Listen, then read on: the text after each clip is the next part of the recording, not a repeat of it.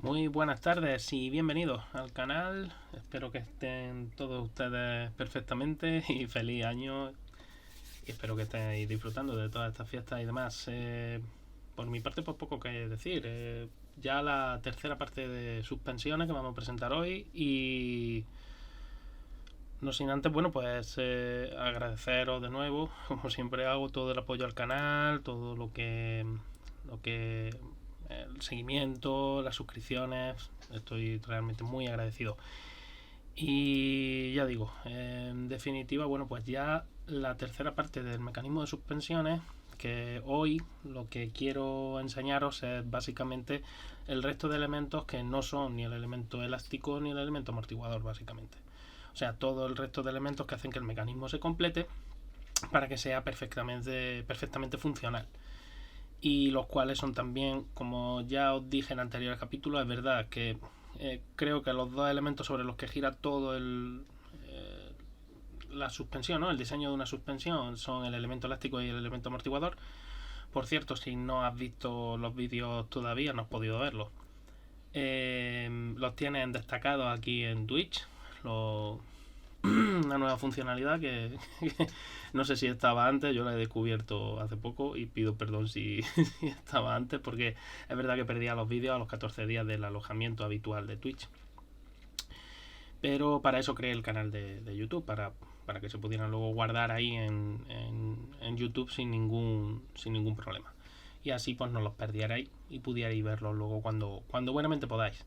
Así que, bueno, en definitiva, ya os digo, es importante que tengáis claro los dos primeros vídeos en los que enseñé qué era un elemento elástico, para qué sirve el elemento elástico de una suspensión y qué era un elemento amortiguador y para qué sirve un elemento amortiguador. Y ahora ya vamos a completar la suspensión, el mecanismo total, vamos a completarlo ya con el resto de elementos que hacen que el mecanismo esté completo, digamos que el mecanismo pueda ser perfectamente funcional, porque hace falta una serie de elementos para conectar esos elementos elásticos y amortiguador y para que puedan hacer su función, la que ya estuve explicando, ya digo, en los anteriores vídeos. Ya digo que tanto en mi canal de YouTube como en aquí mismo en Twitch los tenéis disponibles sin ningún problema. Voy a poneros el canal de YouTube para los que no lo conozcáis. Lo voy a poner aquí en el chat. Vale. Ese es el canal de YouTube. Ahí podéis acceder y ahí tenéis también además muchos más vídeos aparte de estos que os estoy diciendo. Los últimos son sobre suspensiones. Así que bueno, sin más dilación ya, vamos a pasar al tema de suspensiones y vamos a empezar pues por lo que creo que son los elementos en todo mecanismo. Cualquier mecanismo, el que sea, tiene que haber unos elementos que conecten, que hagan la conexión, ¿no? Entre lo que puede ser un basamento, lo que puede ser un bastidor, chasis, llámalo como quieras, y el propio mecanismo que tenga que hacer la función determinada, la que sea.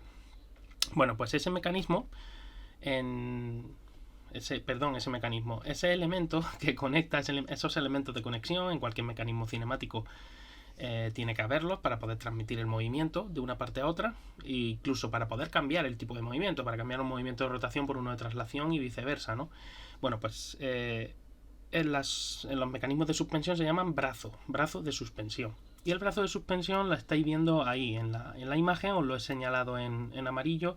En este caso es una suspensión típica de un eje delantero y lo que quería que vierais básicamente es ese brazo inferior, que es esa pieza de chapa estampada y bueno, pues simplemente para que sepas, para que nos situemos, ¿no? En lo que es ese conector, en este caso, de un mecanismo cinemático como es una suspensión de un automóvil. Por cierto, Isma, muy buenas, bienvenidos, igualmente feliz año. Y lo dicho, básicamente, un mecanismo de suspensión, un brazo de suspensión, es una barra, o puede ser, bueno, ahora después ya veremos los diferentes tipos de brazos que puede haber en el mecanismo de suspensión, pero básicamente lo que hace es conectar dos puntos diferentes para transmitir esfuerzo, absorber esfuerzo o transmitir movimiento o transformar movimiento. Entonces, en este caso concreto, en un brazo de suspensión, uno de los puntos va a ser siempre el chasis del vehículo. Se necesita tener un punto de apoyo, o un punto de apoyo en este caso, que sea perfectamente rígido. Eso a efectos de cálculo. Luego, en la realidad, pues esa rigidez perfecta no se puede obtener. Siempre hay un pequeño margen, ¿no? Pero el brazo siempre va a estar anclado, por una parte, al chasis del vehículo. Y por la otra parte, pues el brazo puede ir, como en este caso que estáis viendo en la imagen, puede ir a la mangueta. La mangueta ahora después os explicaré también porque es parte de la suspensión. Os explicaré también en qué consiste, pero vamos a dejarlo ahí. Ahora mismo este brazo vemos que tiene por un lado el anclaje al chasis, lo veis a la derecha de la imagen, y por el otro lado el anclaje a la mangueta de la rueda, que es como se denomina a ese elemento, a esa pieza, mejor dicho. Puede ir también a un eje, el brazo puede ir perfectamente a un eje, puede ir a otro brazo de suspensión, se pueden interconectar entre ellos, puede ir a una barra o mecanismo, o puede ir incluso a un pivote de dirección. Un pivote de dirección necesita de ese brazo para poder accionar el mecanismo de dirección. Bueno, pues resumen, un brazo de suspensión es un conector dentro del mecanismo, de este mecanismo cinemático. La fijación del extremo del brazo puede ser rígida, podría ser incluso una articulación rígida. Concretamente en Fórmula 1, por ejemplo, ocurre así, pero no quiero entrar en detalles todavía en ese aspecto porque luego en otros capítulos ya veremos un poco más profundamente lo que es la suspensión de un vehículo de competición y sobre todo en un Fórmula 1 que realmente es una suspensión muy interesante a la hora de tratarla. Como he dicho, la articulación en un extremo al chasis sobre todo podría ser rígida o empotrada. No suele ser lo normal, pero hay casos como puede ser, como he dicho, la Fórmula 1, Fórmula 2, Fórmula 3, los monoplazas. Se pueden otorgar uno o más grados de libertad usando cojinetes o rótulas dependiendo de las características que tú quieras obtener de ese movimiento del brazo. Imaginemos que solo quieras un grado de libertad, un único grado de libertad, puedes usar una conexión elástica y en el otro lado una conexión que permita el giro del brazo, es decir, que el brazo pueda oscilar. Pues ya tienes un grado de libertad, el brazo puede subir y bajar, pero no va a poder ni ir hacia adelante ni hacia atrás. Eso como un ejemplo, ¿no? Particular cualquiera. Bueno, los brazos, vamos a pasar a la... vamos a pasar a ver, aquí lo tengo. Vamos a pasar a la siguiente imagen. Los brazos, una primera clasificación que podemos hacer sería esta que estáis viendo aquí en imagen. Se podrían clasificar según su característica, su forma, ¿no? o los elementos que lo conforman. Se podrían clasificar en barra, se podrían clasificar en triángulo o se podrían clasificar en trapecio. Las diferencias las estáis viendo ahí claras, pero bueno, sí, os las puedo explicar. Una barra se considera barra cuando es un elemento conector esbelto. La esbeltez en ingeniería se entiende como un objeto tridimensional el cual una de sus dimensiones es muchísimo más pequeña que las otras dos. En este caso concreto está claro que la longitud y el grosor es mucho más ancho que lo que es su tercera dimensión. Entonces en este caso concreto estamos hablando de un elemento relativamente esbelto, el cual va a estar conectado, o sus puntos de conexión, mejor dicho, están en los extremos y solo hay un único punto de conexión por extremo. Eso se considera barra de suspensión. Generalmente suelen ser, las hay macizas, ¿no? Pero lo que se hace actualmente ya es hacer las huecas de tubo hueco porque, como os dije en los anteriores vídeos, es muy importante reducir las masas no suspendidas de un vehículo para reducir esa inercia y reducir también inercias y sobre todo movimientos parásitos de la suspensión. Un triángulo de suspensión se podría definir, como veis aquí en imagen, como un elemento formado por dos barras, las cuales conforman una forma parecida a la de un triángulo. Tendríamos dos apoyos o dos uniones en los extremos abajo, en este caso, y una unión en el vértice de arriba. El triángulo no tiene, ojo a esto también lo voy a decir, no tienen por qué ser coaxiales. Los dos extremos de lo que podríamos considerar de que van anclados al chasis, porque esto va a ser al final va a ser un brazo oscilante de suspensión.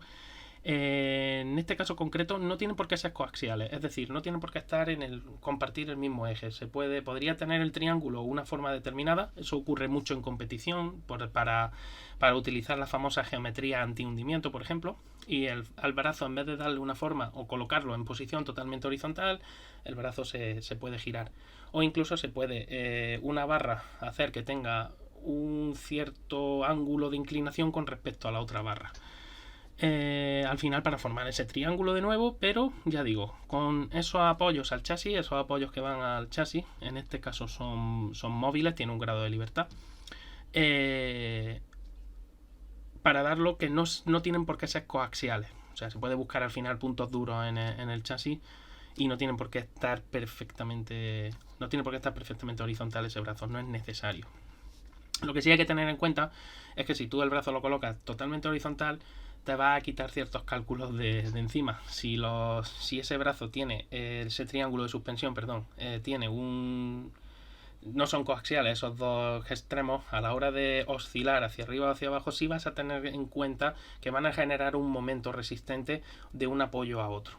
Y eso tienes que tenerlo en cuenta. Y por último, el trapecio de suspensión, que como veis es una pieza un poco más compleja. Puede tener forma de triángulo también, ojo, que el trapecio se puede confundir muchas veces con un triángulo de suspensión, pero hay una característica fundamental, y es que en el triángulo los apoyos de ese triángulo, las conexiones, están en los vértices de ese triángulo. Sin embargo, en el trapecio no tiene por qué. En este caso concreto sí tenemos una conexión en un extremo, una conexión en el otro, pero vemos que tenemos una tercera conexión, que además es giratoria, en más o menos a la mitad, ¿no?, del trapecio, y con una forma más o menos curva. No tiene, ya digo que el trapecio concretamente no tiene nada de particular. ¿Por qué se usan trapecios? Por ejemplo, el trapecio de suspensión lo hemos visto en la primera imagen. Esto es un trapecio de suspensión. ¿Por qué se usan este tipo de elementos? Bueno, pues porque al conformarle una forma diferente, puedes darle una forma más o menos adecuada para poder introducirla dentro de tu carrocería y que no te dé problemas a la hora del movimiento de la rueda, etcétera, que no haya, entre comillas, choques entre elementos. Y luego además también puedes reducir el peso y puedes reducir el volumen ocupado por esa pieza. Generalmente los trapecios suelen ser, repito, en chapa estampada. La inmensa mayoría de los coches lo llevan en chapa estampada, o pueden ser también de aluminio. Lo que pasa, el problema de los trapecios de aluminio es que hay que trabajarlos bien, hay que hacerle un tratamiento térmico bueno y sobre todo tienen que ser más gruesos. Entonces la compensación en peso no es tal. Al final un trapecio de aluminio y un trapecio de acero de una medida muy parecida, la diferencia en peso no estamos hablando de una gran diferencia en peso. Económicamente sí es mejor el de chapa estampada en ese aspecto. Por eso muchas veces se lee a veces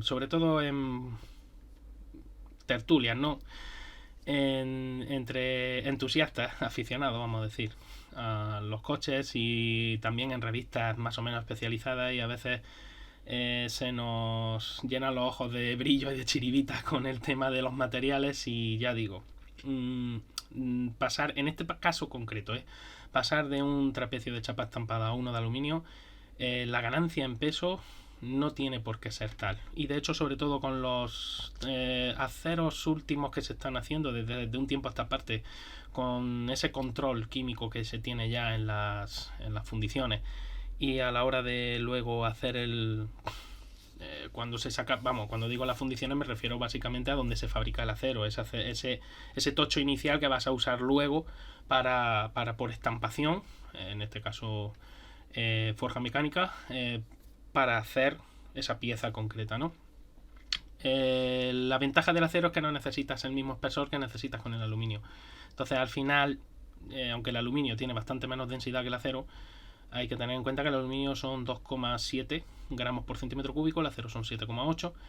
Y vale, a priori podrías decir, ostras, hay una diferencia en peso bastante importante. Sí, pero es que el aluminio luego tengo que usar bastante más espesor. Entonces puede que no me compense al final, y sobre todo económicamente. Y en un coche de calle tampoco es tan primordial reducir tanto los pesos. Y las chapas estampadas, los procesos están ya muy controlados y es muy difícil que un trapecio de chapa salga defectuoso. Pero ojo con el aluminio, que no es el primero que parte, porque en el proceso no se ha hecho correctamente los tratamientos térmicos que necesita ese aluminio.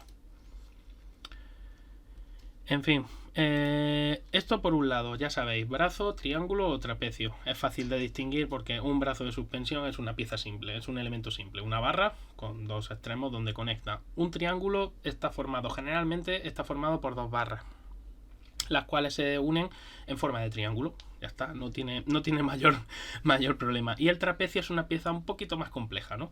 Que se le puede dar una forma un poquito más compleja y que puede tener varias conexiones a lo largo de todo su recorrido. No tienen por qué estar en los extremos concretamente. Y luego, en función de la posición, como van a ir colocadas esas barras de suspensión, ya me da igual que sea trapecio, que sea brazo de suspensión, que sea triángulo, etcétera, me da lo mismo. En función de cómo van a ir esas barras, pues estaríamos hablando de barras horizontales o de barras verticales. Eso podríamos hacer una segunda división, en este caso de los brazos de suspensión. En el caso de... Por cierto, me está escribiendo Isma. Sí, la McPherson, sobre todo en los ejes delanteros, es prácticamente la que ha triunfado, porque controla relativamente bien la caída del neumático. Luego, cuando ya haga la siguiente parte, hablando ya de esquemas de suspensión, ya veremos que tiene sus limitaciones, pero la McPherson es lo suficientemente buena para controlar la caída del neumático y es lo suficientemente barata para que a los fabricantes les parezca una suspensión a usar, ¿no? La Double Wishbone, en este caso la de doble triángulo o paralelogramo deformable, también se denomina así, es una suspensión mejor para el control de movimiento y a priori, ¿no? Luego después ya está el que tú lo hagas con materiales mejores, peores, el que tengas mejor diseño, le hayas puesto más cuidado a esa suspensión o menos.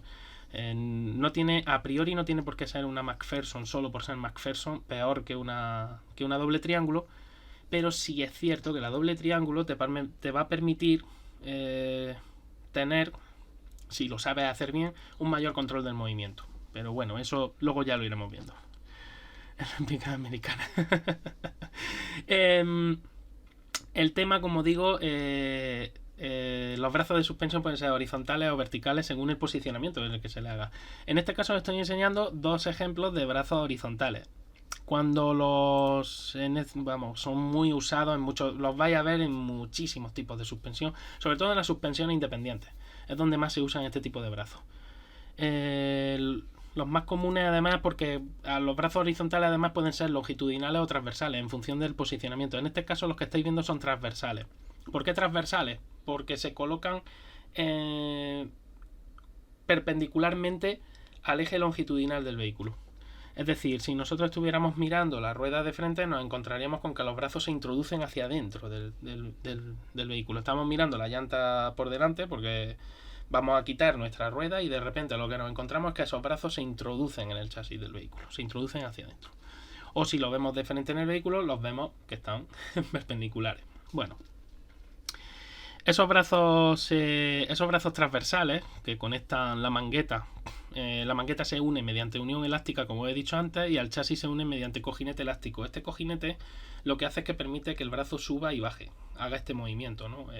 Continuamente, pues si la rueda sube, el brazo lo acompaña, y si la rueda baja, lo mismo. A este tipo de brazo colocado transversalmente habitualmente se les denomina brazo oscilante. Se le denomina brazo oscilante por eso, por lo que os digo, porque la unión a la mangueta es una unión elástica, pero es una unión rígida o que a priori no tiene cinemáticamente ningún grado de libertad, pero sí hay que dejarle cierto margen, por eso es una unión elástica.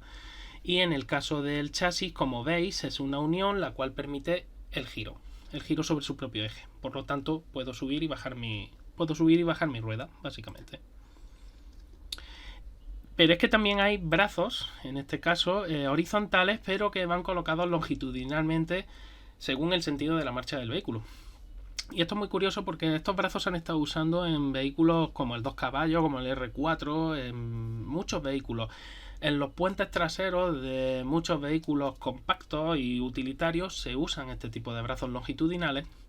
los cuales hacen exactamente lo mismo que hacen los brazos transversales, conectar la mangueta con el chasis del vehículo, pero en este caso de manera longitudinal, o lo que es lo mismo, arrancan desde la mangueta y se colocan paralelos al eje longitudinal del vehículo, o si no paralelos, semiparalelos, ¿no? Podríamos decir, no hace falta que sea exactamente paralelo al eje, pero sí están colocados de manera que van o hacia atrás o hacia adelante. En el caso del 2 caballos, como estáis viendo aquí, ¿veis? Tiene la suspensión con el pivote en el eje trasero, por ejemplo, el pivote está adelantado con respecto al buje de la rueda. Como el vehículo va hacia adelante, en este caso estaríamos hablando de brazo tirado, que es como se denomina a ese tipo de brazo. Y en el caso de la suspensión delantera es todo lo contrario. El pivote de la suspensión, el pivote del brazo está atrasado con respecto al eje de la rueda y por lo tanto se denomina brazo arrastrado en este caso concreto.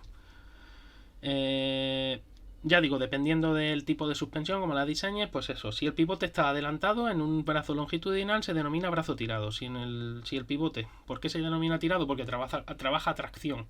Si el pivote está atrasado y con respecto al sentido de la marcha del vehículo, con la marcha atrás no se considera en este caso concreto, estaríamos hablando de que como el pivote está atrasado con respecto a mi rueda, en este caso concreto es un brazo arrastrado. ¿Por qué? Porque es la rueda la que está por delante y está tirando de ese brazo. En el caso del brazo tirado es todo lo contrario, es el brazo el que está tirando de la rueda. Sí, he dicho brazo arrastrado, no, brazo empujado sería el segundo caso. En el caso del brazo tirado es el pivote que está adelantado, y en el caso de que el pivote esté atrasado es brazo empujado, perdonadme. Os voy a poner aquí el esquema del 2 caballos, lo veis perfectamente. Como el elemento elástico y amortiguador estaban situados en el chasis de manera también longitudinal, y como los brazos de suspensión, el brazo trasero es un brazo tirado, el brazo delantero es un brazo empujado. Pues en este caso concreto veis cómo si la rueda se mueve, cómo transmite el movimiento mediante el balancín que está colocado, como veis ahí, antes de los elementos elásticos y amortiguador. Lo bonito de esta suspensión, y esto ya me gustaría luego hacerlo en otro capítulo aparte, cuando ya hablemos de esquemas de suspensión y demás, lo bonito de esta suspensión es que interconectaban la rueda delantera con la trasera del mismo lado del vehículo. Es una suspensión muy curiosa, digamos que es el primer intento de suspensión adaptativa y es bastante interesante porque es una suspensión muy sencilla, cinemáticamente hablando es súper sencilla, pero es una suspensión ciertamente compleja a la hora de calcular el elemento elástico y amortiguador, pero es una suspensión que funciona muy bien, realmente muy muy bien. Y abajo os pongo ejemplos de esos brazos tirados. Las suspensiones de brazos tirados, ojo, porque suelen usarse muchas veces con suspensiones rígidas. No me oiréis nunca hablar de suspensión semirrígida o de semi-independiente, porque realmente en ingeniería eso no tiene sentido. Son suspensiones rígidas o suspensiones independientes. En el caso de los brazos tirados, como he dicho, sobre todo en ejes traseros, se suelen usar mucho con puente torsional, ¿no? con barra de torsión, pero siguen siendo brazos tirados, exactamente igual. Pero también se pueden usar esos brazos tirados en suspensión independiente. Y de hecho hay suspensiones pseudo McPherson que se usan en ejes traseros también. Lo digo para que lo que tengáis en cuenta, que no porque te digan que la suspensión de este o del otro coche, de la suspensión trasera o delantera, me da igual, es de brazo tirado, porque usa brazos longitudinales para el control de movimiento. No porque te digan que es de brazo tirado tiene que ser ya una suspensión rígida, per se. No. Lo que pasa es que es verdad que el brazo tirado se ha usado mucho con barra de torsión, pero no tiene por qué ser una suspensión de brazo tirado, no tiene por qué ser una suspensión dependiente. Puede ser una suspensión independiente y se puede usar exactamente el mismo tipo de brazo. Lo que pasa es que generalmente en una suspensión independiente suelen usarse más los brazos transversales, porque además dan ciertas ventajas luego cinemáticas y dinámicas también. Pero bueno, eso ahora lo iremos explicando un poquito más adelante. Os digo también, si os va surgiendo alguna duda mientras voy explicando, no dudéis en ponerlo ahí en el chat, y ahora cuando os lea os voy contestando. Pasando ya de los brazos, ya sabéis, brazos verticales, brazos horizontales. Estos son los brazos principales de la suspensión, pero es que hay más brazos, ojo, Hay brazos auxiliares, de los denominados auxiliares, pero antes de pasar a eso, voy a pasar a un tipo de brazo, porque brazos verticales es verdad que ya prácticamente es muy raro ver. Realmente, sobre todo en suspensiones independientes, es prácticamente casi imposible. Así que las suspensiones verticales, los brazos verticales realmente son algo cosa ya del pasado, pero se han usado, pero, o sea, son brazos colocados de manera perpendicular al suelo, ¿no? Y en este caso estáis viendo un mecanismo de brazo deslizante que se denominaba herencia, ¿no? De los primeros carruajes, y luego después se consideraba en aquella época, y es verdad que los vehículos se desplazaban a bastante menos velocidad, se consideraba que con las ballestas ya se tenía cierto control del movimiento, sobre todo como eran cuando se usaban ballestas longitudinales. En este caso que estáis viendo son transversales, ¿no? Pero cuando se usaban ballestas longitudinales, esas ballestas longitudinales controlaban bastante el movimiento de la rueda, y dentro de un orden lo que es el par frenante lo controlaban más o menos bien. Pero había algunos coches muy antiguos que usaron ballestas transversales para controlar ese balanceo del vehículo en curva, y utilizaban este tipo de brazos deslizantes, que no es más que un brazo que va unido a la mangueta, por el otro lado va unido a la ballesta transversal, y en el cual tenemos una conexión deslizante. Es como si fuera un cilindro, el cual desliza a través de un tubo que va por su interior. Tenían un recorrido bastante corto, muy limitado también por la ballesta transversal. Os recuerdo del primer capítulo de esta serie, expliqué un poco en qué consistían las ballestas. Os recuerdo que son pletinas de acero, las cuales tienen un componente elástico muy fuerte y por lo tanto son bastante duras. La ballesta en cuanto a lo que tú vas a sentir, ¿no? Y a la absorción, a la devolución de energía. Entonces, por eso os digo, estos brazos deslizantes tenían relativo poco recorrido. Era una suspensión, seguían siendo unas suspensiones duras, pero controlabas muy bien el movimiento de la rueda con ese brazo. Por cierto, Fuerte del Cierzo, muy buenas y feliz año también. Y también a Alejandro, que está por aquí, Indy F1. Ya te tengo, hola a todos. Para hacer... Sí. De hecho, la ballesta son unos aceros con un alto contenido de carbono, generalmente por encima del 0,7-0,8%, y son unos aceros con un límite elástico muy elevado. Entonces, al final, son aceros que tienen una capacidad elástica muy alta. ¿Y eso qué significa? Pues que van a ejercer mucha fuerza sobre la rueda cuando cese esa fuerza que ha elevado la rueda hacia arriba. Así que, bueno, en definitiva, brazos auxiliares de todo tipo, como he dicho. Los brazos auxiliares, en este caso, después de...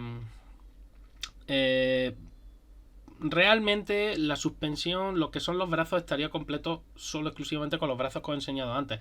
Brazos oscilantes, brazos tirados, brazos empujados o los brazos verticales. Pero el caso es que, claro, ¿qué ocurre? Los vehículos van aumentando su velocidad a lo largo con el paso, ¿no?, de los años y demás, y los neumáticos empiezan a perder sus ángulos de caída, convergencia, empiezan a controlarse de una manera regular nada más. Y hay que empezar a modificar esos mecanismos y, digamos, que hacerlos más complejos.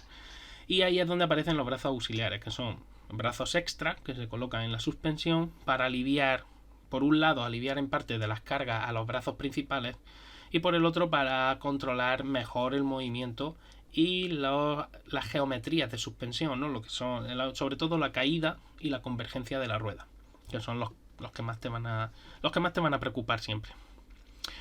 En el caso de los brazos de control de suspensión, los que solo guían la rueda en su movimiento pero no soportan carga, son los denominados brazos de control, ¿no? Y dentro de estos están los llamados tirantes de reacción, que ahora os voy a enseñar, pero aquí os quería enseñar para que vierais dónde están los brazos principales, que sería, en el caso de la suspensión McPherson solo tenemos un brazo. ¿Por qué? Porque la torreta de lo que es el amortiguador muelle se conecta directamente a la mangueta de la rueda y por otro lado directamente al chasis, ¿no? Y el brazo de oscilante de suspensión es simplemente uno. Luego después la suspensión McPherson también se puede ir complicando, pero eso lo veremos en próximos capítulos. La suspensión de trapecio de paralelogramo deformable o de doble brazo, etcétera, la veis aquí perfectamente. Veis como ahora sí tenemos un brazo superior de control de movimiento, un brazo inferior, y veis que son desiguales, ¿verdad? Pues esto es así porque digamos que el radio que tiene que describir el radio en la parte superior de la mangueta y en la parte inferior de la mangueta no es el mismo. Entonces esto se hace a conciencia para que no haya problemas y que un brazo no genere una reacción contraria y que el brazo al final pueda doblarse, partirse o generar un problema. Y luego tenemos el amortiguador y el muelle. Podría denominarse como un brazo a reacción, pero en realidad al final hacen la función de elemento elástico y elemento amortiguador, sin más control del movimiento y sin más nada. Y la Trailing Arm Suspension es lo que os he enseñado antes, que son los brazos tirados o brazos empujados, es decir, un brazo longitudinal en el cual tenemos la torreta del amortiguador, que es la que controla el movimiento vertical, la que, digamos, mejor dicho, recogerá la energía, y para el control del movimiento vertical, que lo he dicho mal antes, tenemos ese brazo longitudinal. Claro, todo esto tiene ciertas limitaciones siempre, y entonces nosotros pues necesitaremos usar una serie de brazos auxiliares, como he dicho antes. Aquí tenéis un ejemplo de lo que es un tirante de reacción. Aquí veis la suspensión de un coche y la sway bar, que también se puede traducir como la anti-roll bar, porque funcionan de una manera parecida, pero no es exactamente lo mismo. En este caso concreto de los tirantes de reacción son los que controlan el par generado por la frenada y por la aceleración. ¿Por qué el par generado por la frenada y por la aceleración? Bueno, cuando nosotros transmitimos potencia a un eje que gira, ¿no?, se genera un par, o sea, tú estás generando un par para poder hacer girar ese eje. Por otro lado, la rueda está generando un par en sentido contrario, que es esa adherencia que tiene en el suelo, esa fricción que genera con el suelo y esa resistencia a la rodadura que se denomina, porque la rueda, además, aparte de tener esa fricción con el piso, tiene lo que se denomina histeresis elástica y digamos que se deforma. Para formar esa huella de contacto tiene una ligera deformación en el fondo, y luego esa deformación hay que recuperarla. Bueno, pues toda esa suma es lo que se denomina resistencia a la rodadura, y eso va a generar un par contrario. Entonces tenemos por un lado mi par de transmisión, que tiene que ser superior a ese par, y ahora tenemos un problema. Ese problema es simple y llanamente que, como mi rueda genera un par en sentido contrario, los brazos transversales simplemente sufren de cierta torsión. Entonces, en una suspensión McPherson, por ejemplo, habéis visto el trapecio inferior suele ser una pieza bastante voluminosa, y luego se utiliza una torreta con un amortiguador que es también con un diámetro bastante generoso. ¿Por qué se utiliza con un diámetro bastante generoso? Porque va a ser el amortiguador y ese tubo del amortiguador el que va a tener que soportar ese par frenante y ese par de aceleración, para evitar que la rueda y para evitar que mi suspensión vaya hacia atrás o vaya hacia adelante, se mueva en sentido longitudinal o me genere incluso un par de giro, porque digamos que el pivote donde va el amortiguador colocado encima de la mangueta va a intentar girar junto con el eje, y yo no quiero eso, porque eso sería catastrófico. Entonces, para evitar eso, hay suspensiones que utilizan los llamados tirantes de reacción. Aparte de usar un amortiguador un poco más reforzado, se utiliza esa pieza que se denomina tirantes de reacción, que la veis ahí arriba. Es simplemente una pieza que conecta se conecta al chasis mediante una unión más rígida, y se conecta siempre en sentido longitudinal. Ojo, esto es muy importante. Y sobre todo, generalmente se suele pivotar a la parte delantera. ¿Por qué? Porque generalmente en un eje delantero, si yo quiero tener yo no quiero tener luego problemas en la frenada. Ahí se ve grasilla, sí, es que esa suspensión está un poquito usada nada más. El tema de la reacción en frenada, lo que quiero es tener cierta geometría anti-hundimiento, y aparte esta barra me va a ayudar también en ese anti-hundimiento. Bueno, pues esa barra se va colocada en sentido longitudinal, y esa barra lo que va a hacer es que cuando yo transmita par, acelere, o cuando yo frene, va a ayudar a los brazos transversales, por lo tanto puedo adelgazar mis brazos transversales, va a ayudar a generar un par en sentido contrario de ese par parásito, de ese par de giro que va a generar el eje y que va a intentar hacer girar toda la suspensión sobre ese eje, cosa que sería catastrófica. Entonces yo no quiero eso. Yo lo que quiero es que se mantengan mis piezas en su sitio y que trabajen como deben de trabajar. Para eso se utilizan los tirantes de reacción. No confundir con otro tipo de tirante. Hay muchos tipos de tirante en una suspensión. En este caso el tirante de reacción sirve exclusivamente para soportar ese par de frenada. Bueno, sobre todo el de frenada. El de transmisión se suele controlar un poco más. El tema es que, ya digo, en una suspensión McPherson, por ejemplo, no se suele usar ese tirante de reacción. ¿Para qué? Sobre todo en ejes directrices, pues para poder reducir el tamaño de los brazos del brazo transversal en este caso, y para no tener que usar un amortiguador excesivamente voluminoso.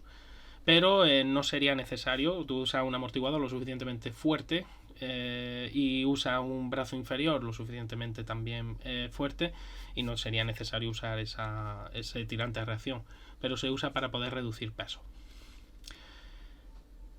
Ya digo que se suelen usar en suspensiones McPherson porque solo tienen un brazo. Las suspensiones, por ejemplo, de doble triángulo no suelen tener tirante de reacción precisamente porque tienes los dos brazos y entonces digamos que se reparten un poco más esa función. Y en suspensiones rígidas, por ejemplo, no es necesario porque ya tienen otros tirantes. No tienen otros tirantes para controlar esos movimientos. Tienes también los brazos de guiado longitudinal de guiado longitudinal. Aquí tenéis una suspensión rígida. En este caso, esos brazos son brazos auxiliares.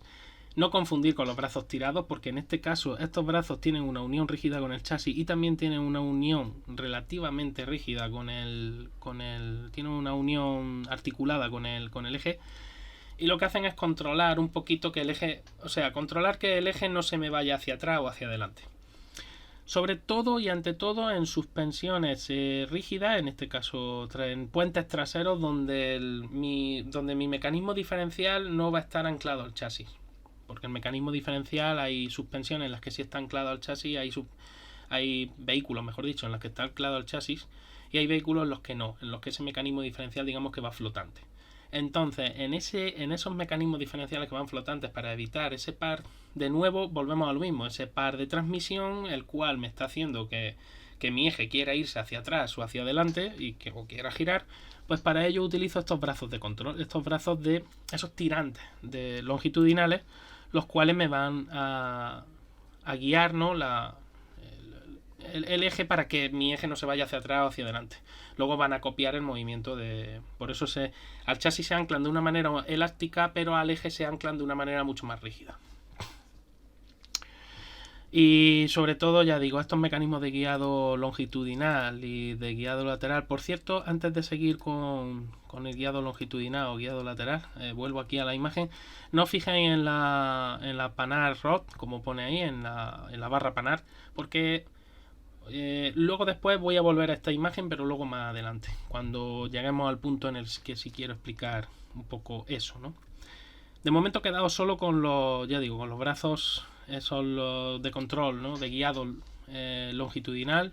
Lo hay también de guiado lateral. Si en vez de colocarlo en esta posición estuvieran colocados hacia adentro, lo que evitarían es que mi eje generara torsiones, que también serían perjudiciales. Son momentos parásitos que yo quiero eliminar. Entonces, para eso se le incluyen esos brazos auxiliares.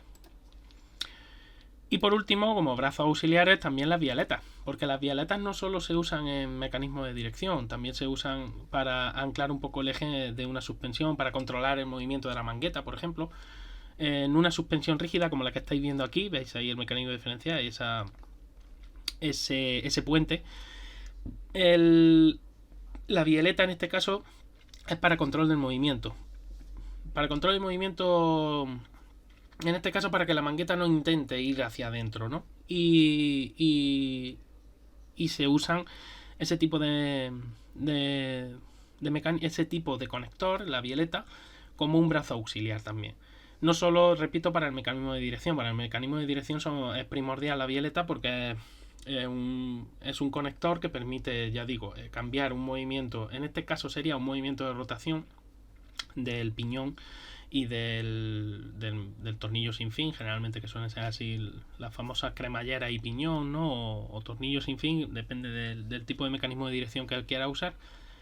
Transformar ese movimiento de rotación en un movimiento de traslación, y ese movimiento de traslación será la que haga que la barra empuje a la rueda hacia afuera o que tire de la rueda hacia adentro, de ese pivote colocado en la mangueta, de manera que la rueda pueda girar. En el caso de las suspensiones de vehículos, no solo sirve para eso una bieleta, sino que también controla tanto el guiado lateral de la rueda como el guiado longitudinal de la misma, dependiendo de la libertad que queramos darle también a la rueda. Y ya que estoy hablando tanto, porque ya los últimos brazos auxiliares, ya dejamos los brazos apartados a un lado y ahora pasamos a la mangueta y al buje. Ya que os estoy hablando tanto de mangueta y de buje, pues ahí tenéis la mangueta. Esa es una mangueta sencilla, es una pieza, generalmente una pieza sólida, fabricada en... la mayoría de las veces pues se fabrica en fundición o de hierro o de acero, y también se puede fabricar en aluminio. En Fórmula 1 se hacen en fibra de carbono. En fin, eso ya a elección del proyectista y a elección de la empresa, y sobre todo de la aplicación que se le quiera dar. La mangueta de la rueda, como digo, es una pieza que se va a encargar de sostener el buje de la rueda y de conectar esa rueda y ese buje a los brazos de suspensión. Básicamente es la pieza clave que nos va... por un lado, veis ese agujero que tiene la mangueta, ese eje, ¿no? Mejor dicho, pues ahí es donde va a ir colocado el cubo de la rueda, o el buje de la rueda, que se denomina. El buje de la rueda es el cojinete que va a permitir hacer girar la rueda, hacer rodar la rueda. Bueno, pues la mangueta es la pieza encargada que va a soportar ese peso del buje. Y por otra parte, la mangueta va a conectar ese buje, esa llanta, disco de freno, etcétera, o tambor de freno, lo que lleve el vehículo, los va a conectar a los brazos de suspensión. A su vez ya pues va a estar conectado al chasis, es decir, ya podemos transmitir el movimiento a la rueda. Como veis, la mangueta tiene múltiples conexiones, depende de dónde vayamos a colocar los diferentes brazos de suspensión, trapecios, ya digo, lo que queráis denominar. Y las manguetas delanteras tienen una conexión extra, que es la del mecanismo de dirección que os he dicho antes, porque realmente el mecanismo de dirección actúa sobre la mangueta. Será la mangueta la que vaya haciendo el movimiento, porque la bieleta de dirección tire de ella o la empuje. Generalmente el mecanismo de dirección suele estar en un extremo de la mangueta. Y como os digo, pues será el encargado de eso, de poder hacer girar el vehículo. Aquí lo tenéis, una mangueta veis con algunas barras de suspensión y el disco de freno, en este caso, sostenido por la mangueta. El buje está ya ahí incluido dentro porque está el disco metido. Y como os digo, pues el mecanismo de dirección, esta mangueta sí lleva mecanismo de dirección, que está adelantado ahí a la derecha, lo veis. Y ya está. Segundo. ¿No se oye? ¿No se me oye? ¿Se ha perdido el micro? ¿O se oye bien? Me están diciendo. Pues Isma, a lo mejor me están diciendo por aquí que se oye bien. Por cierto, muy buenas, bienvenido. No lo sé, Isma. Mírate, yo de todas maneras, si estáis, la gente que estáis ahí en el chat, los que eso, comprobad también que se me oye bien. A mí aquí el programa me dice que sí, que estoy mandando señal. No lo sé, a lo mejor es un poco baja, puede ser. Estaba en la sombra. Feliz año, por cierto, Como os digo, pues eso, la mangueta es la pieza que va a unir el buje y que a su vez va a conectar toda la rueda, mecanismos de frenada, etcétera, a los brazos. Estos brazos se encargarán luego de conectarlo a el chasis del vehículo. O sea, la mangueta es una pieza clave y una pieza bastante importante, y a la que, para reducir el ruido, ya decía yo que la voz de Jero no era, dice.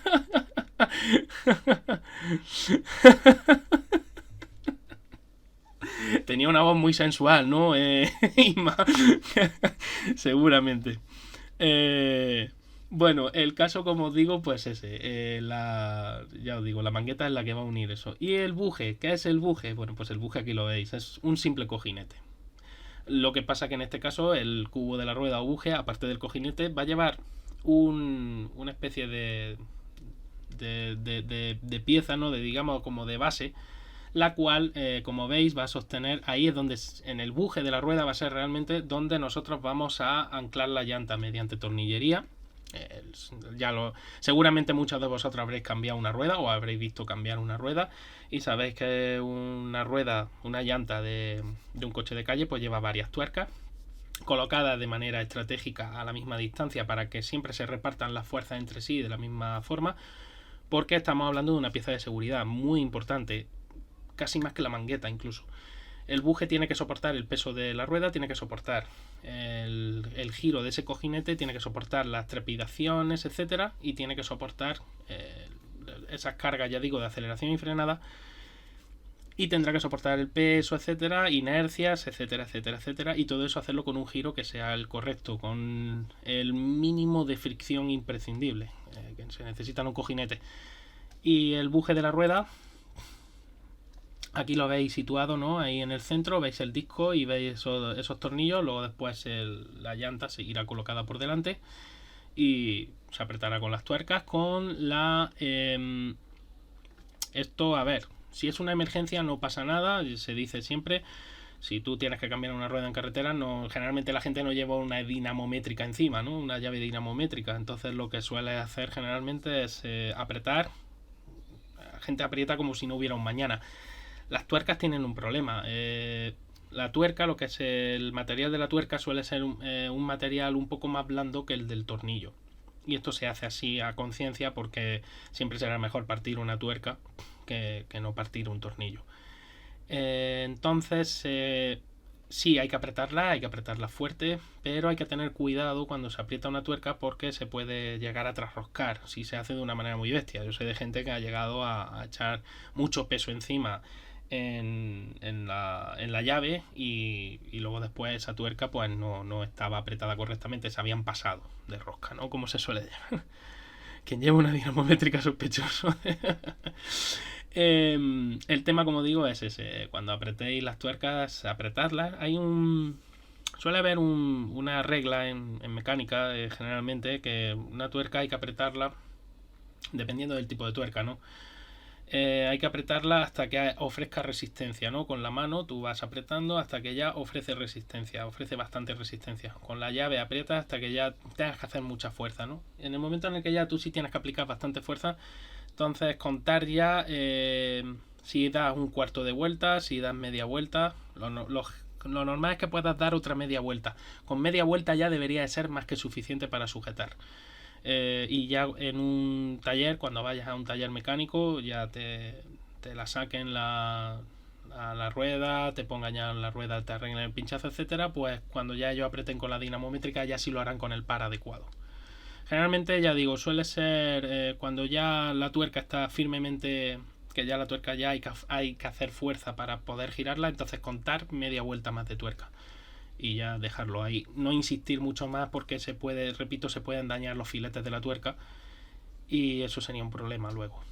Puede aflojarse más fácilmente, puede llegar a quedarse a dejar cierta holgura y que la rueda tenga un movimiento parásito que no queremos. Y como digo, bueno, pues ese sería el caso del buje. El buje se calcula también con material lo suficientemente resistente, ya digo, y es una pieza de seguridad. Entonces el buje es algo que siempre hay que tener hay que vigilar, ¿no? No es normal, ¿no?, que un buje se rompa. Normalmente cuando tú ya el vehículo le has hecho más kilómetros que al baúl de la Piquer, pues lo normal es que el buje siga estando ahí si lo has cuidado y demás, pero hay veces que a lo mejor hay que sustituirlo. Ahora lo que os estoy enseñando aquí en imagen es lo que se denomina una rótula, que una rótula no es más que una articulación con cierto grado de libertad, es decir, podemos hacer, tiene varios grados de libertad. En este caso puede hacer movimientos en varios ejes del espaciales, y está preparada para soportar los diferentes esfuerzos de tracción, compresión e incluso los impactos de la suspensión, porque sabéis que la suspensión, la rueda cuando va por la carretera, como bien sabéis, las carreteras que las pagamos todos con nuestros impuestos están perfectamente llanas y lisas, y entonces la rótula no tiene por qué trabajar apenas. en los mundos de Yuppie, supongo, porque generalmente ya sabéis que tenemos ya no solo los guardias tumbados, como se les suele denominar, ¿no? Las bandas sonoras, los pasos elevados de peatones, sino que además tienes diferentes baches, trepidaciones, rizado del asfalto, etcétera. Pues todo eso, señores, se lo come este elemento llamado rótula, el cual va también acompañado del Silent Block. Luego ya, ahora hablaremos también de lo que es los cráteres, sí, las zanjas y demás, sí. Ahora ya hablaré también de lo que es un Silent Block. Y bueno, la rótula, ya digo, es un elemento que permite varios grados de libertad y se usará para conectar algunos brazos de suspensión, las vialetas de dirección, por ejemplo.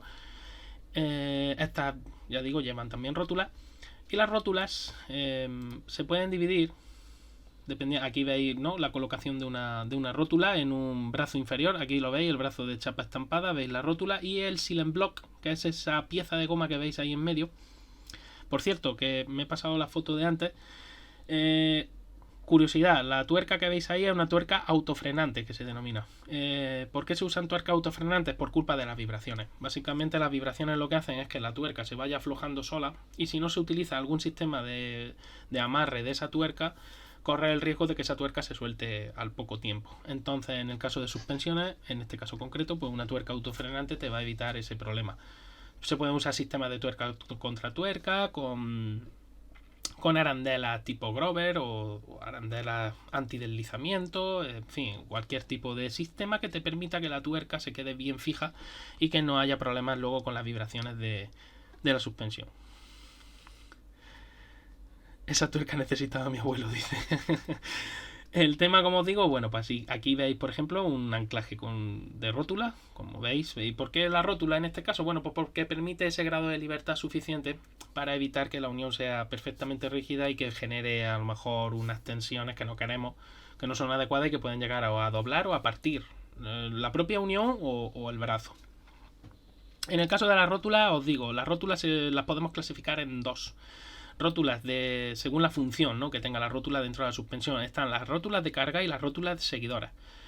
Las rótulas de carga son las que van a recibir el peso del vehículo, es decir, sobre las que va a descansar el peso. Por ejemplo, la que estáis viendo en imagen. Esa rótula es de carga, porque el brazo de suspensión tiene que, además del elemento elástico, como ya os dije en el primer vídeo, va a ser el encargado de soportar el peso del chasis y de todo lo que vaya incluido en el chasis, incluidos nosotros. El brazo será el que tenga que transmitir ese peso. Entonces, en este caso, esa rótula va a ser de carga. Por eso lleva también el Silent Block ese, bastante cantoso, ¿no?, que lleva ahí en medio, precisamente por eso. Dentro de la rótula de carga, a su vez, pueden ser divididas en las que trabajan a tracción o de compresión. Es decir, se van a llamar de tracción o de compresión en función de cómo se transmite ese peso. En este caso, la transmisión del peso se hace por compresión, pero se podría hacer también por tracción si tuviéramos una suspensión. Por ejemplo, en los Fórmula 1, en las suspensiones tipo pull rod, se hace a tracción. Entonces la rótula está trabajando a tracción. La rótula que se usa se denominaría de tracción. Y las rótulas, luego están las que son simplemente que no soportan carga y que son seguidoras, se denominan. ¿Por qué se llaman seguidoras? Porque lo único que tienen que hacer es seguir el movimiento de la rueda. ¿Y estas cuáles son? Pues en las vialetas auxiliares, por ejemplo, se usan rótulas seguidoras. En las vialetas de dirección se usan rótulas seguidoras porque no tienen que soportar la carga, simplemente tienen que seguir movimiento. Y como ejemplo, bueno, pues ya digo, las rótulas de dirección, por ejemplo, son un ejemplo perfecto de ese tipo de rótula. Y ya como os he hablado anteriormente de los Silent Blocks, hemos visto aquí un Silent Block, pues vamos a ver los famosos Silent Blocks. Que por cierto, los Silent Blocks no solo son exclusivos de las suspensiones de vehículos, sino que también en máquinas, herramientas se usan Silent Blocks. Toda máquina que necesite controlar vibraciones. Un Silent Block no es más que una pieza hecha en elastómero con un pequeño armazón o una pieza metálica que sujete. En este caso tenemos el tornillo interior, anillos, etcétera, ¿no?, que digamos que mantengan el elemento con una forma más o menos concreta que queremos, ¿no? Que no sea solo el elastómero el que tenga que soportarlo todo. Y sí, es efectivamente los tacos de motor, que también se denominan. Ya digo que en máquinas, herramientas también podréis ver este tipo de de Silent Blocks. Por ejemplo, en las cribas que se usan en agricultura, para lo que es la aceituna, concretamente aquí en la provincia de Jaén, pero también en otros cultivos, esas cribas llevan Silent Blocks también para mantener las vibraciones bajo control. El Silent Block, como digo, es una pieza que básicamente es un elastómero, una pieza de goma, un taco de goma sólido, el cual lo que va a hacer es soportar, absorber, ¿no?, esas vibraciones. ¿El Silent Block se podría considerar dentro de lo que son los elementos amortiguadores de una suspensión? Hombre, como tal, como elemento amortiguador, no. Pero sí amortigua en parte y absorbe energía. Y como absorbe energía y digamos que la disipa, pues estaríamos hablando de un elemento amortiguador más. ¿Se podría considerar? Sí, pero bueno, no va a trabajar realmente como el amortiguador principal, ¿no? Que ese sí se va a encargar de absorber una enorme cantidad de energía. Los Silent Blocks van a absorber mucha menos energía. Ya digo que para darle más consistencia y resistencia, suelen llevar esa parte metálica. Lo hay con 200.000 formas diferentes, porque Silent Blocks hay tantos como aplicaciones quieras buscarle. Entonces, al final, ya digo, eso es algo que vais a ver. Pero las suspensiones de los vehículos automóviles es verdad que usan muchos tipos. Usan Silent Blocks con forma troncocónica, Silent Blocks más toroidales, Silent Blocks con forma de taco más sólido, en fin, muchos tipos. Depende de dónde vayan alojados, ya digo. Aquí, por ejemplo, el Silent Block, veis la diferencia entre un Silent Block que está prácticamente, que eso no sirve, o sea, es un Silent Block, ahí ya no hay Silent Block prácticamente, y veis el Silent Block nuevo, ¿no?, con su núcleo metálico para mantener la consistencia y la resistencia, y donde va a ir situado dentro de ese brazo de suspensión. Los Silent Blocks, la historia del Silent Block está en sobre todo reducir las vibraciones que se transmiten a través de la suspensión a la carrocería, al chasis. Primero, por comodidad de los pasajeros, y segundo, también para una mejor precisión de guiado, porque eso ayuda bastante a controlar esas trepidaciones.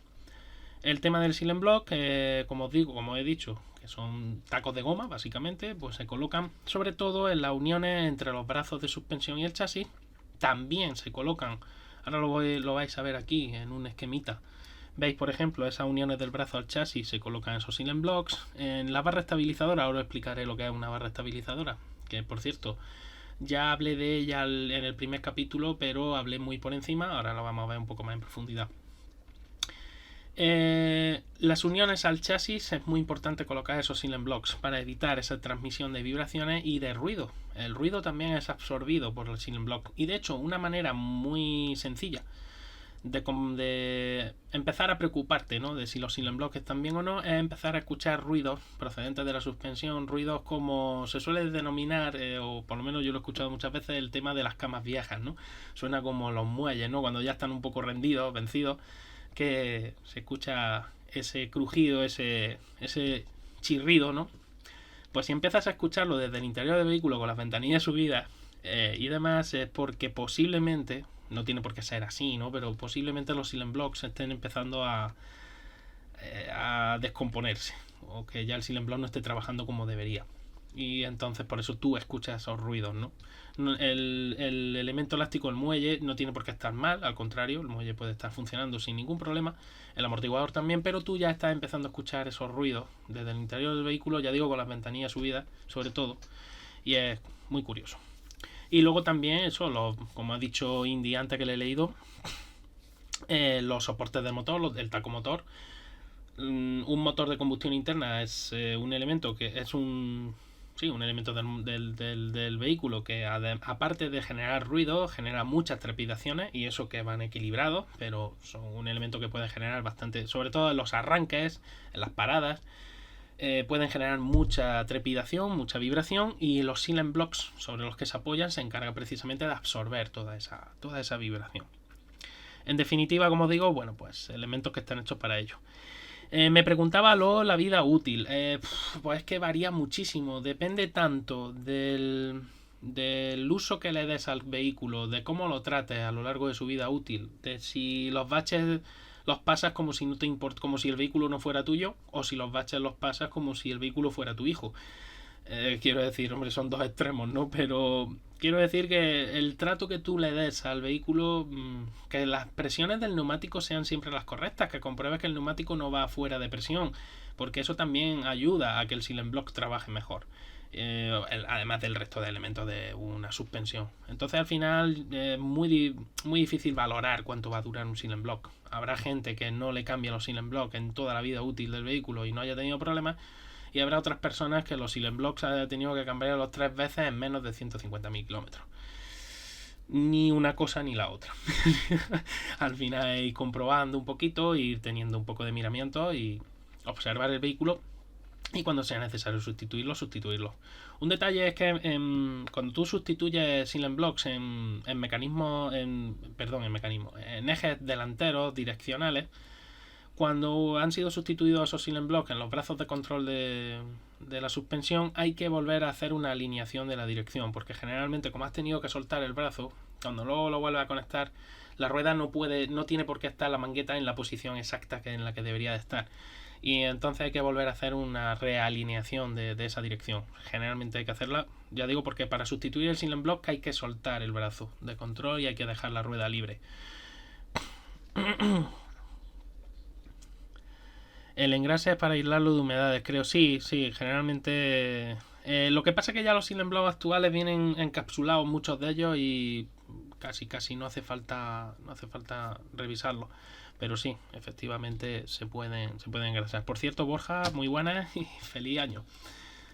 Y ahora ya pues vamos a pasar al mecanismo de la barra estabilizadora, que era algo que dejé porque os expliqué que aunque trabaja igual que una barra de torsión y se podría confundir con un elemento elástico principal, no lo es. Una barra estabilizadora no es un elemento elástico principal, o lo que es lo mismo. Efectivamente es un elemento dentro de la suspensión, pero no es un elemento primordial. Una suspensión puede funcionar perfectamente sin una barra estabilizadora. Lo que pasa es que la barra estabilizadora es muy útil y viene muy bien para el mecanismo de suspensión. La barra estabilizadora la veis ahí dibujada en rojo. Como veis, es una simple barra de acero, que va a conectar las dos manguetas de un mismo eje, y va a tener una unión elástica más o menos rígida sobre el chasis y una unión mediante cojinete en la mangueta. Esto lo que mediante una rótula más o menos de apoyo, ¿no? Para permitir que la barra tenga cierto movimiento. Esto lo que va a hacer, ¿qué va a ser? Bueno, pues que como mi unión al chasis va a ser rígida, cuando una de las dos ruedas, esto va a ser sobre todo la barra estabilizadora, actúa cuando el vehículo está girando. ¿Por qué? Porque sabéis que por inercia se carga mucho la rueda exterior al giro y la rueda interior al giro se aligera bastante. Podríamos decirlo así, ¿no? Se transmite mucho peso sobre la rueda que está exterior al giro y se alivia mucho ese peso sobre la rueda interior. Entonces los elementos elásticos y amortiguadores se comprimen mucho en la rueda exterior y se estiran mucho en la rueda interior. ¿Qué hace la barra estabilizadora? Compensar. ¿Cómo lo compensa? Utilizando la torsión. Como resulta que la parte de la carrocería que se está levantando está estirando mucho ese elemento amortiguador y elástico, lo que hacen es tirar de la barra estabilizadora, de la parte donde estamos levantando la rueda. Voy a pasar a la siguiente imagen para que lo veáis mejor. Veis aquí, por ejemplo, la rueda de la derecha está subiendo. Bueno, pues tira de mi barra estabilizadora. La rueda de la izquierda, mejor dicho, la suspensión de la parte de la rueda de la izquierda está comprimiéndose. Y eso lo que hace es generar un par torsor, un momento torsor. ¿Qué va a hacer mi barra estabilizadora? Negarse a torsionar. Va a llegar un punto en que la barra estabilizadora ya va a parar esa compresión por un lado y va a parar la tracción por el otro. Entonces, al final, lo que vamos a hacer es compensar un poquito ese peso que estamos cargando sobre mi rueda exterior. Vamos a trasladar parte de ese peso mediante ese momento torsor a la rueda interior. Y me da igual, si el giro a la derecha, pues si mi coche está girando a derecha, pues yo transmitiría parte del peso que estoy cargando en la rueda izquierda, la voy a transmitir a la derecha. Y al revés, si el giro a la izquierda, pues parte del peso que estoy cargando en mi rueda derecha lo voy a transmitir a la izquierda, mediante ese momento torsor. Entonces al final compenso. ¿Esto para qué sirve? Pues muy sencillo. si llegado a un extremo en una curva en la cual yo tengo muy comprimido mi elemento elástico, digamos que está prácticamente o casi en el tope, si yo en ese momento de apoyo máximo de mi vehículo me encuentro un bache o una irregularidad en el terreno, mi elemento elástico no va a ser capaz de poder manejar, ¿no? Ya no puede almacenar más energía, está tan comprimido que ya no puede almacenar más energía. Y entonces, digamos que ese movimiento se va a transmitir íntegro al chasis. ¿Y qué puede ocurrir en un caso extremo? Pues que se pierda la trayectoria, que mi vehículo de repente derrape, pierda la trayectoria porque mi elemento elástico no puede trabajar adecuadamente. Y mi elemento amortiguador no es capaz de absorber esa energía, porque también está muy comprimido. Entonces la barra estabilizadora se va a encargar de manejar parte de esa energía y dejar algo de libertad, toda la libertad posible, al elemento amortiguador y al elemento elástico para que en caso de que mi coche esté cargando en apoyo, como ya no están tan comprimidos, van a poder manejarse con esa trepidación y el coche va a seguir manteniendo esa trayectoria. Entonces las barras estabilizadoras son muy interesantes en ese aspecto, precisamente por eso, porque van a aliviar un poco el trabajo del elemento elástico y amortiguador. Pero como he dicho al principio de toda esta explicación, si yo quito la barra estabilizadora, mi suspensión puede seguir funcionando perfectamente incluso en ese balanceo. Lo que pasa es que el control de balanceo no va a ser tan bueno como con la barra estabilizadora.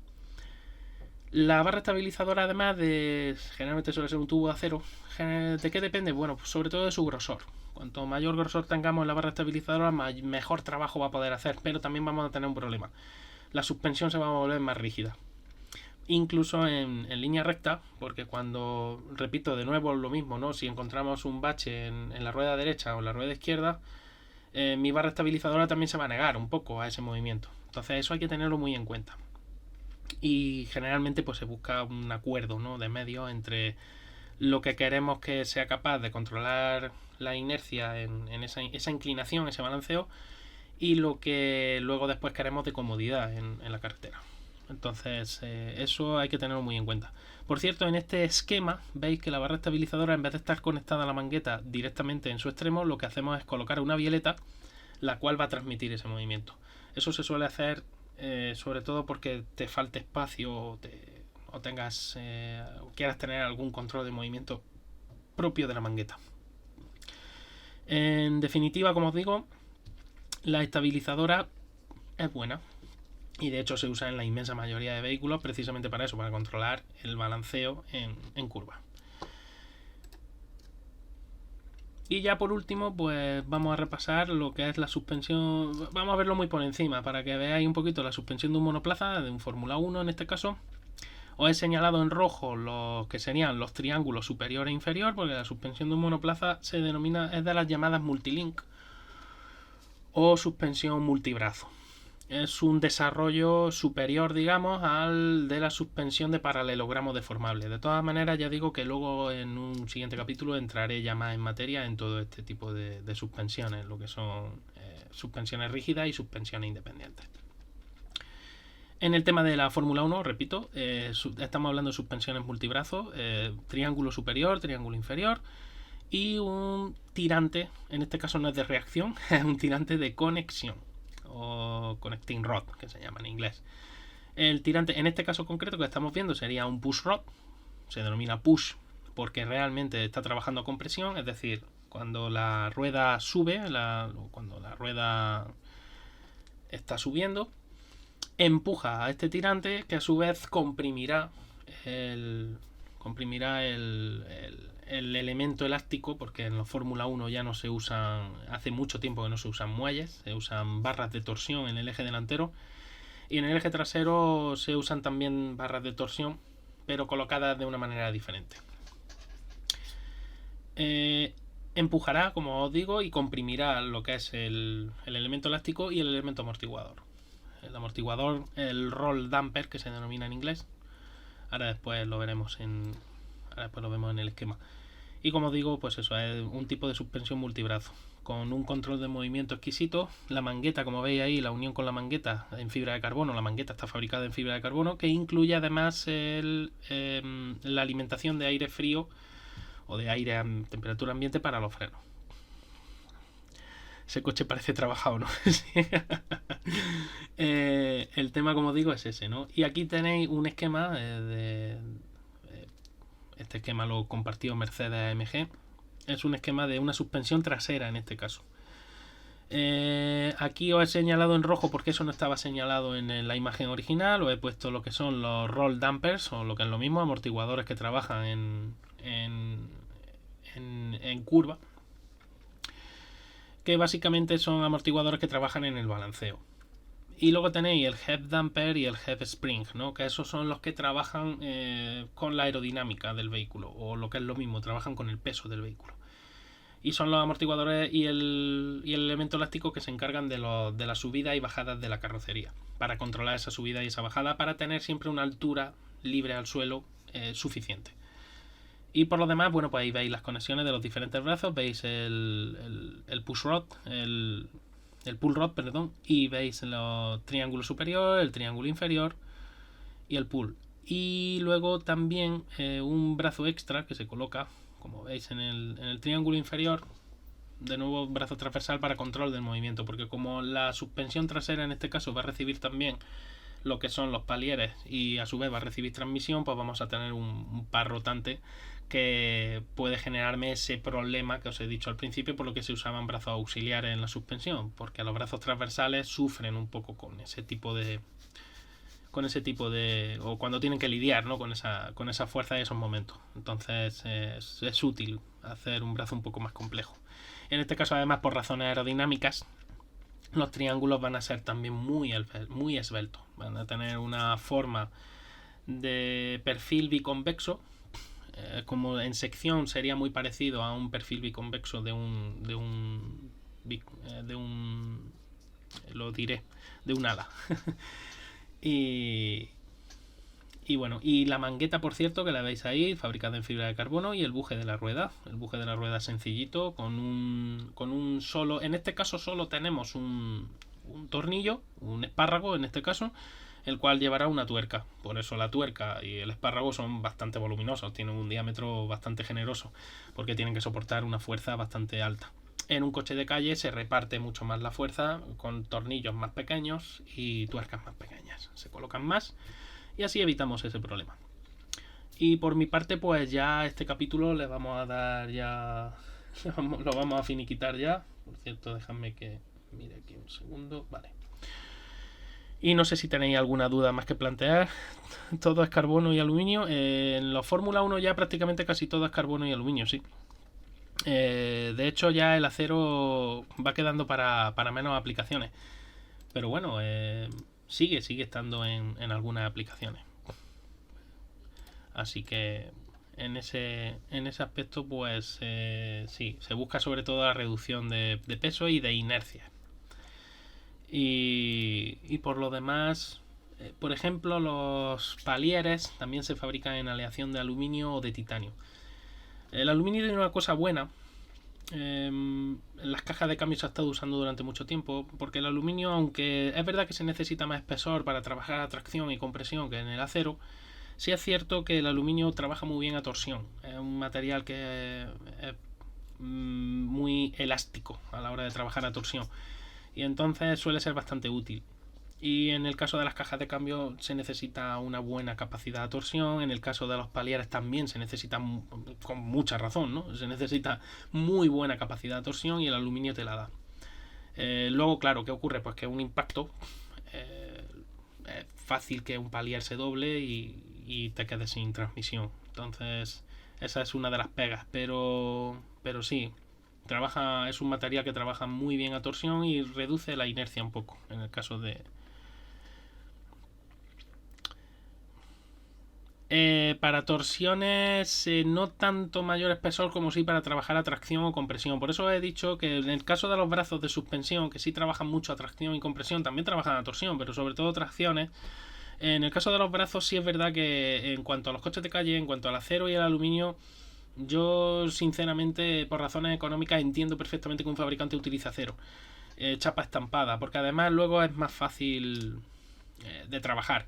Y El detalle fundamental es que, bueno, la chapa con que le dé un buen tratamiento de anticorrosión y de pintura te puede durar muchísimo tiempo y no hace falta tener que gastar una cantidad superior en un brazo que sí, te puede dar mejores propiedades mecánicas en cuanto a corrosión, pero que no te va a dar mejores propiedades mecánicas que a tracción o a compresión que las que te da el acero.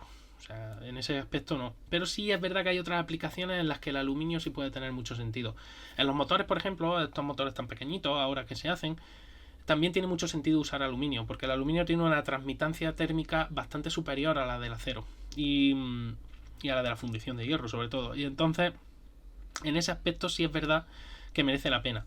Sí es cierto que los pistones, muchos se siguen fabricando en acero forjado, porque puedes hacerlo con menos espesor, volvemos a lo mismo, transmitancia térmica, además de que el material transmita muy bien el calor, si yo el material lo hago con un espesor menor, también voy a transmitir más voy a ser capaz de transmitir más calor. Entonces, todo eso hay que tenerlo en cuenta, ¿no? Pero el aluminio, por ejemplo, para brazos de suspensión en un coche de calle, sobre todo en coches que no necesitas la búsqueda de esa reducción de peso y que no sea necesario tampoco esa anticorrosión, no le veo mucho sentido. Pero vamos, se usa, y funcionan. Si se fabrican bien no hay ningún problema. El problema es cuando no se hacen las fabricaciones correctamente. Sí, las llantas sí siguen usando, pero las llantas son, también creo que está controlado por la FIA. Creo que en el reglamento están muy controlados los materiales que puede usar. De hecho, el aluminio que se usa en Fórmula 1, que se usa también para por ejemplo, los calipers, iba a decir, para las pinzas de freno, es aluminio que se puede encontrar, aluminio comercial, vamos, aluminio con no con una denominación comercial, sino que es un aluminio que tiene unas características mecánicas que las puedes encontrar en cualquier aluminio comercial. El tema es ese, el 6006 sí, sí. Por cierto, ese 6061 T6, ese T6 que ha puesto Indy es el tratamiento térmico que lleva el aluminio. Vais a ver que hay aluminios T5, T4, T3 o T6, ¿no? Pues ese T6 es el que indica el tipo de tratamiento térmico que lleva el aluminio. Al aluminio se le da un tratamiento térmico para homogeneizar un poco sus propiedades y sobre todo para darle más resistencia a la tracción, para darle mejores propiedades mecánicas. Al acero no hace falta hacerlo en un principio tan exhaustivo como el tema del aluminio. También se les dan tratamientos térmicos, el acero necesita también sus tratamientos térmicos, pero bueno, es algo diferente. Pero en el aluminio son imprescindibles. Si el aluminio va a trabajar con unas solicitaciones mecánicas altas, se necesita que sea precisamente resistente. Así que nada, en definitiva, pues lo dicho. De momento lo vamos a dejar aquí. Un templado, correcto. Y sí, para soldar, por ejemplo, para la soldabilidad también es muy importante el tratamiento térmico del aluminio. Sobre todo el aluminio, porque la soldadura de aluminio es jodida. Bastante. La T6 de Volkswagen no va mal. Bueno, los bombas inyectores esos son indestructibles prácticamente. Aunque es verdad que tienes que tener mucho cuidado con el inyector bomba, que tienes que cuidarlo. Pero por lo demás es un bloque motor que es indestructible. En fin, pues en definitiva, como he dicho, pues eso, ya tenemos claro lo que es... creo que con estos 3 capítulos de momento ya tenemos claro lo que es el elemento amortiguador, el elemento elástico y sobre todo los brazos de suspensión y el resto de componentes que componen, valga la redundancia, un mecanismo de suspensión completo, ¿no? Al final tenemos, como he dicho ya repasando, pues tenemos esos brazos de suspensión que son primordiales para que el mecanismo cinemático funcione. Tenemos la mangueta y el buje, que son primordiales porque son las que se van a encargar de hacer la conexión con el resto de la suspensión de la rueda, para que la rueda no se nos vaya libre, ¿no? Esos famosos vídeos, ¿no?, que hay ahora en redes con la música de esa de y se marchó, ¿no? Pues y se va la rueda por un lado y por el otro. En fin, pues de eso se va a encargar precisamente el buje y la mangueta, si se hacen las conexiones como se deben de hacer, de que nuestra rueda no se nos vaya a tomar por saco. Y por otra parte tenemos las rótulas, que son muy importantes para hacer esas conexiones. Y tenemos también los Silent Blocks, que no son un mecanismo primordial, o sea, no Digamos que una suspensión puede funcionar sin Silent Blocks, sí, pero sería tan sumamente ruidosa y difícil de manejar que es mejor que le pongas Silent Blocks.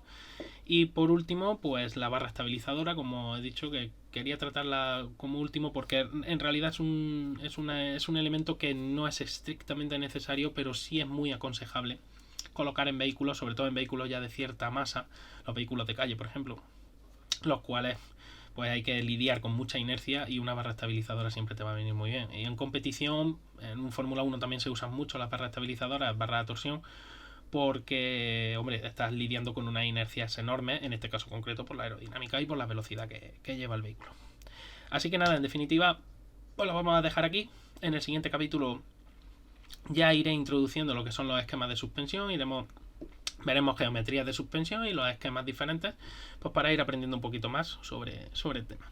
Así que muchísimas gracias a vosotros, como os digo siempre. Muchas gracias por haber estado aquí en el directo, por comentar también lo que va surgiendo y lo que vosotros queréis y tal. Y nada, nos vemos en el próximo vídeo, nos veremos.